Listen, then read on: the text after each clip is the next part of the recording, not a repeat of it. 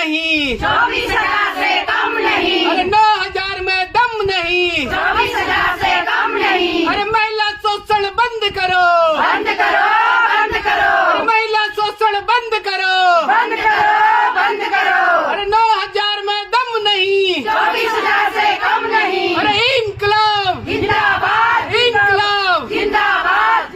नमस्कार साथियों, आज हम सब यहाँ पर आंगनवाड़ी जो महिलाएं हैं, आंगनवाड़ी जो वर्कर हैं और आंगनवाड़ी जो सहायिका हैं, उनके समर्थन में यहाँ पर बैठे हुए हैं।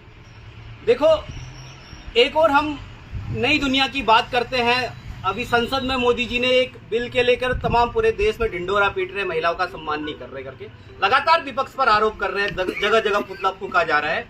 आज मैं यहाँ पर महिलाओं के सम्मुख बैठा हूँ और ये सारी महिलाएं, कोई मेरी माताएं, कोई मेरी बहन है, कोई मेरी माँ समान है, लेकिन ये यहाँ पर धरने पर बैठी हुई है और इनके लिए यहाँ पर शौचालय की व्यवस्था नहीं है। इनका कहना है कि यहाँ का जो स्टाफ है, इनका जो आंगनवाड़ी जो यहाँ पर स्टाफ है, वो इनकी मदद नहीं कर रहा है। और अब आप ये सोच सकते हैं कि अगर दिन भर महिलाएं यहाँ पर बैठी हैं, शौचालय की व्यवस्था नहीं है, तो कैसे वो यहाँ पर धरने पर बैठे रह रही होंगी और कैसे अपने आप को यहाँ की व्यवस्थाओं में परिवर्तित कर रही होंगी। इनकी जो जितनी भी मांगे हैं, इनका कहना है कि इनकी वेतन वृद्धि होनी चाहिए। इनकी जो वेतन है अभी वर्तमान में इनको 9,000 रुपये मिलती है और 9,000 रुपया 9,300 रुपये इनको वेतन मिलती है। उसमें से 100 रुपया इनके संगठन के महिला कल्याण के लिए काट दिया जाता है और उसका कोई भी रूपरेखा इनके सामने स्पष्ट नहीं है कि वो 100 रुपया जो सरकार ले रही है इनसे या इनका विभाग ले रहा है, उसको कहाँ खर्च होता है। और दूसरा, अब धन सिंह जो माननीय रेखा आर्या जी जो बाल विकास मंत्री जी, वो कह रही कि अब 200 रुपया भी हम काटेंगे, जो 300 रुपया हम काटेंगे। जो 9,300 रुपया था उसमें से 100 रुपया ऑलरेडी काट रहे थे और अब 200 रुपया और काटने की बात कर रहे हैं और उस 200 रुपया काट के लगभग 1 लाख रुपया जब ये रिटायर्ड हो जाएंगे तब देने की बात कर रहे हैं। इनका कहना है कि अगर वो 200 रुपया अगर ये आरडी के रूप में जमा करते हैं तो 300 रुपया आरडी के रूप में जमा करते हैं तो लगभग 10 लाख 12 लाख जब ये रिटायर्ड हो जाएंगे तब मिल सकता है। लेकिन सरकार सिर्फ इनको 1 लाख रुपया देकर ठगने का काम कर रही है, महिलाओं का शोषण करने का काम कर रही है। और ये आज की परिस्थितियां हैं। आप छोटी सी अगर टैक्सी, रैपिडो या गाड़ी अगर आप जाना चाहते हैं तो उसके लिए भी कितना हमको पेमेंट करना पड़ता है। और ये महिलाएं लगातार जो यहाँ पर बैठी है अपना घर बार छोड़ के, जिनके ऊपर पूरा फैमिली की डिपेंडेंसी, क्योंकि कई सारी महिलाएं विधवा भी है, तो 9,000 रुपये में कैसे अपना घर चला रही होंगी। कार्यकर्ती और सहायिका की शायद आधी है, तो कैसे अपना घर चला रही होंगी ये आप समझ सकते हैं।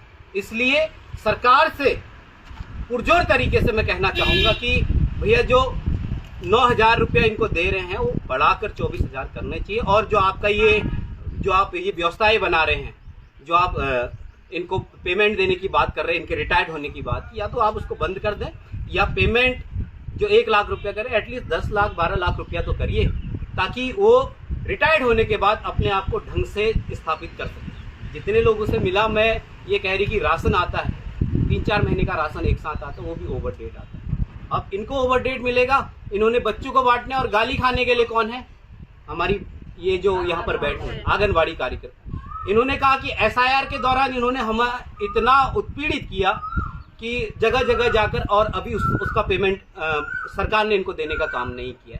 अब ये जनगणना वाला पैसा, जनगणना हो रही है, जनगणना में अच्छा पैसा मिलता है, तो उसमें इन्होंने जो शिक्षक है प्राइमरी के या जो उच्च शिक्षा माध्यमिक के टीचर हैं उनको भेज दिया है, जबकि यहाँ पर अच्छा वेतन मिलता है, अच्छा पैसा मिल सकता है, वहाँ से इनको हटा दिया गया। मतलब जहाँ पर अच्छी व्यवस्थाएं हैं, जहाँ पर चीज़ें ठीक होनी है, वहाँ से इनको हटा दिया जाता है, और जहाँ पर फ्री का काम करवाना होता है या उत्पीड़न करवाना होता है, वहाँ पर हमारी महिला कर्मचारियों को आगे कर दिया जाता है। ये सरकार से कहना चाहूँगा, इस प्रकार की व्यवस्था बिल्कुल नहीं चलेगी। और आप 9,000 से बढ़ाकर 24,000 नहीं करवा पा रहे हैं तो ये महिला यहीं पर बैठी रहेंगी, क्योंकि इनका स्पष्ट संदेश है। अब 22 दिन हो चुके हैं, अब 22 दिन से आप सोचिए जो आंगनबाड़ी में पढ़ने वाला बच्चा है वो कहाँ जा रहा होगा।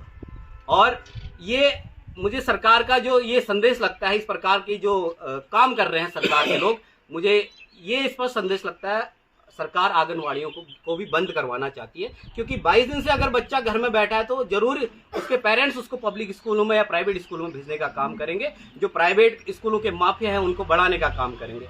इसलिए आज हम इन सब महिलाओं के समर्थन में यहाँ पर आए हैं, जो दूर दराज बदियाकोट, पिंडर घाटी, धर्राम गंगा घाटी, न जाने कहां कहां से यहाँ पर आकर बैठी हैं और न जाने बिना टावरों के, बिना नेटवर्क के कैसे काम करती हैं। बावजूद इसके बाद भी ना इनका स्टाफ सुन रहा है। देखिए कैसे बैठे धूप में, ना सरकार सुन रही है, ना यहाँ के जनप्रतिनिधि सुन रहे हैं। इन्होंने भी कई सारे लोगों को वोट देकर बनाया होगा, वो भी सुनने के लिए यहाँ पर नहीं आ रहे।